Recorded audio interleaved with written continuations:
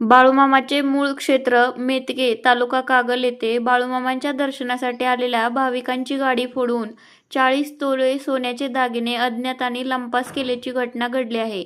दरम्यान, या घटनेचा तपास मुरगुड पोलीस करीत आहेत. रात्री उशिरापर्यंत फॉरेन्सिक लॅबच्या कर्मचाऱ्यांना बोलावून हा तपास सुरू होता. याबाबतची अधिक माहिती अशी की मूळ देवगड येथील व सध्या पुणे येथे वास्तव्यास असलेले वेदांत विजयकुमार धुमाळ, त्यांची आई, विवाहित बहीण व तिचा पती व आणखी एक बहीण असे 5 जण मेतके येथे दर्शनासाठी आले होते.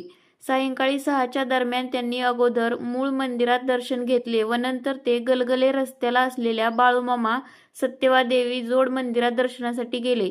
यावेळी गाडी मंदिराच्या नजीकच्या रस्त्याकडेला पार्क करून हे सर्व मंदिरात गेले. तिथे दर्शन घेऊन बाहेर गाडीजवळ येताच पाठीमागील काच फोडून आत ठेवलेली दागिन्यांची बॅग पळवल्याचे लक्षात आले.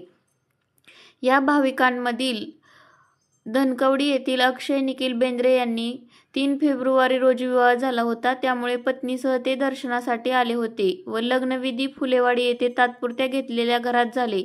तिथे कोणी परिचित नसल्याने घर बंद करून येताना सर्व दागिने बॅगमधून सोबतच आल्याचे धुमाळ व बेंद्रे यांनी सांगितले. दरम्यान, रात्री उशिरापर्यंत सहाय्यक पोलीस निरीक्षक शिवाजीराव करे व त्यांचे सहकारी चौकशी, सीसीटीव्ही व फॉरेन्सिक लॅबच्या माध्यमातून तपास करीत आहेत.